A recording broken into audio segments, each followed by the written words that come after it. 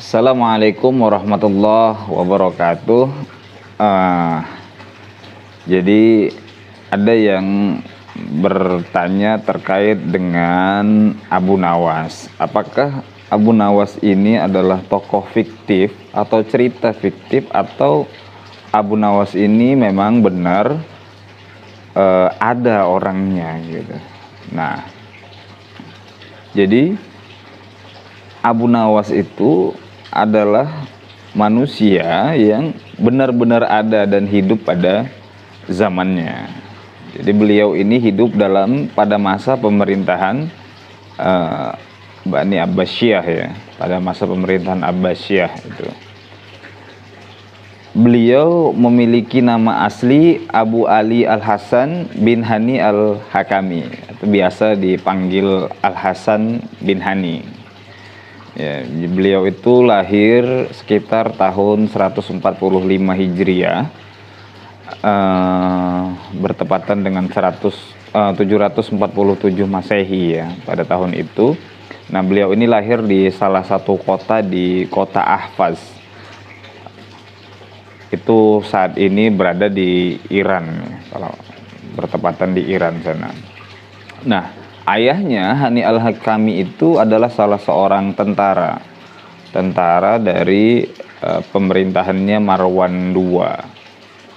Nah, jadi ayahandanya ini Hani Al-Hakami tadi meninggal pada saat Abu Nawas masih kecil. Jadi beliau ini anak yatim ya, dari sejak kecil. Dia kemudian diasuh oleh ibundanya yang bernama Jalban.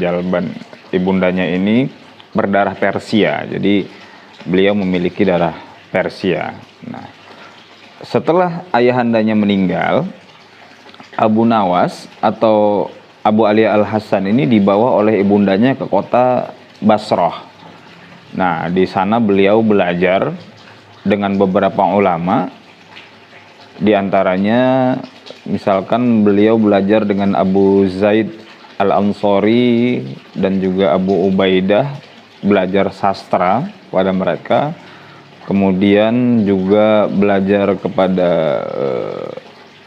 gurunya Ya'qub Al-Hadrani itu untuk belajar Al-Quran. Kemudian juga Abu Walid Ziyad, Muktamir misalkan bin Sulaiman itu, dan beberapa guru lainnya untuk belajar hadis. Jadi kita lihat background pendidikan Abu Nawas ini cukup dalam di bidang sastra ya, dan juga Al-Quran maupun hadis. Nah, Abu Nawas ini kemudian menjadi seorang penyair kerajaan di zaman Khalifah Harun Ar-Rasyid. Jadi makanya kalau kita lihat kisah-kisah yang beredar hari ini itu, kisah-kisah humor itu sering terjadi antara Abu Nawas dan Khalifah Harun Ar-Rasyid.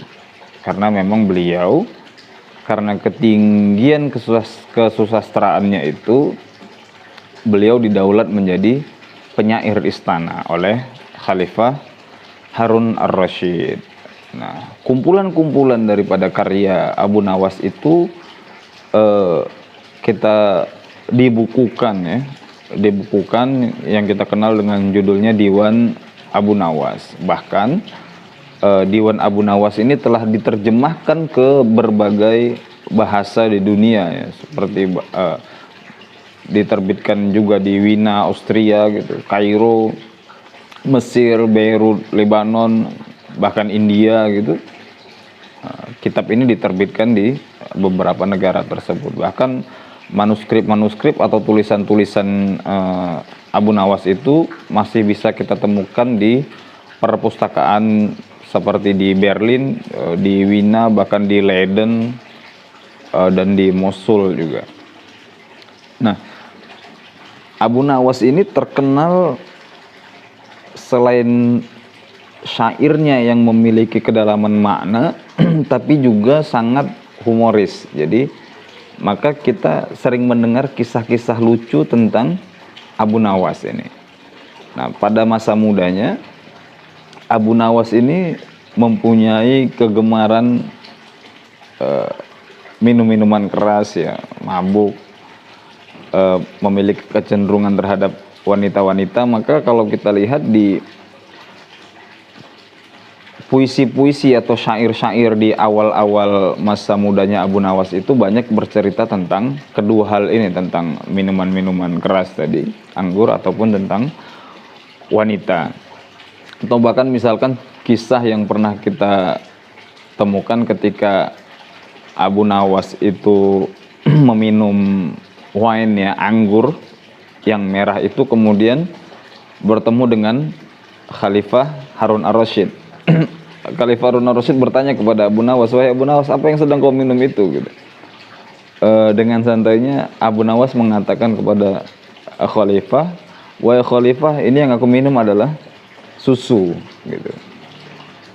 Kemudian Khalifah bertanya lagi kepada Abu Nawas, "Bagaimana mungkin susu itu bisa berwarna merah seperti itu?"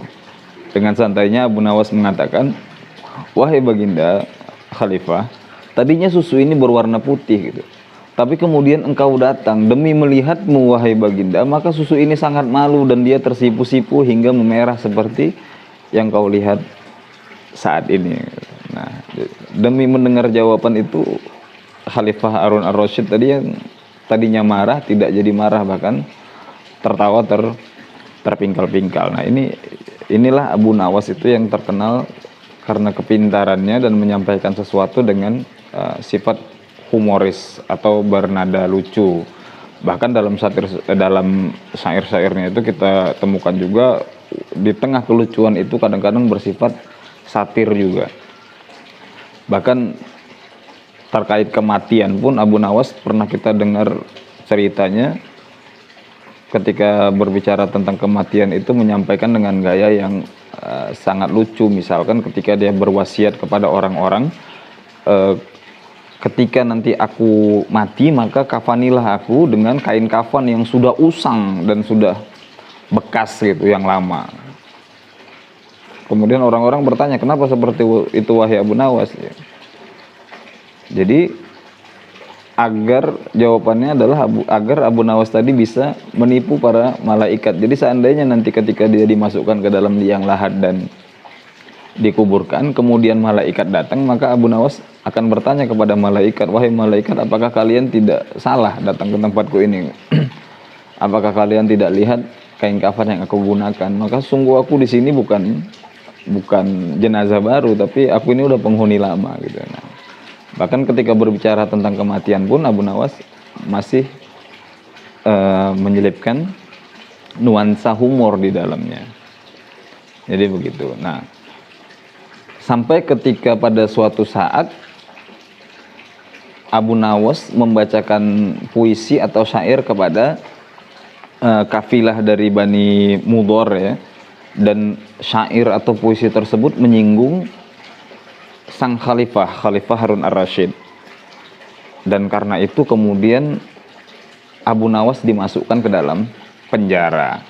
Nah, ketika beliau di dalam penjara itulah terlihat transformasi atau perubahan daripada puisi-puisi atau syair yang ditulis oleh Abu Nawas yang tadinya sangat dekat dengan keduniaan, kemudian beralih menjadi sesuatu yang sangat ukhrawi atau bahasa Arab itu sangat dekat dengan akhirat, atau orang mengatakan ini titik balik pertaubatannya Abu Nawas. Nah, syair-syairnya itulah yang kemudian sangat melekat dengan dunia sufisme, sehingga Abu Nawas pun dikatakan oleh sebagian orang merupakan salah seorang sufi. Nah, jadi setelah beliau keluar dari penjara, beliau tidak lagi ingin tinggal di ibu kotanya pemerintahan Abbasiyah atau Harun ar-Rasyid.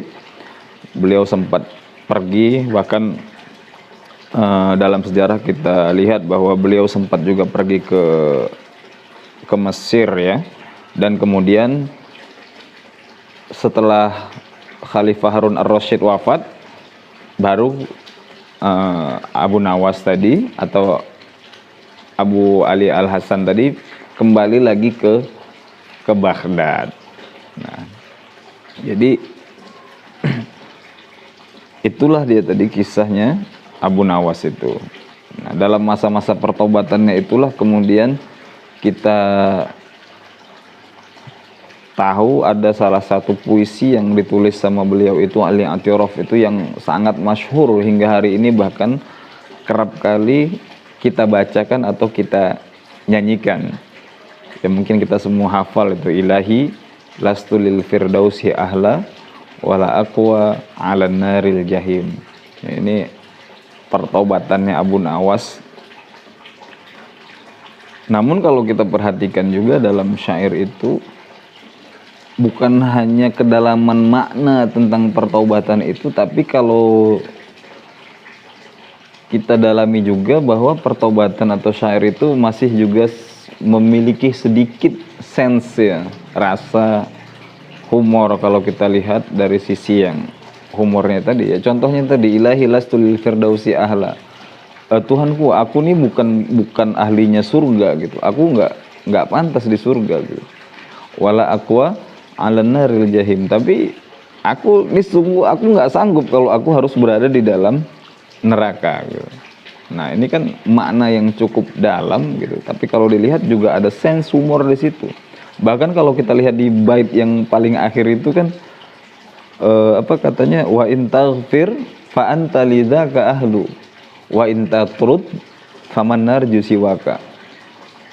Ya Tuhan, seandainya lah engkau ampuni segala dosa-dosaku ini, maka itulah memang kerjaanmu gitu. Memang engkau ini maha pengampun. Allah itu ghafur.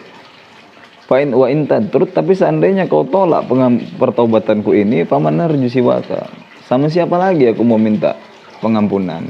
Nah, jadi sangat dalam kalau dihayati, tapi juga sedikit mengandung sense of humor. Demikian, assalamualaikum warahmatullahi wabarakatuh.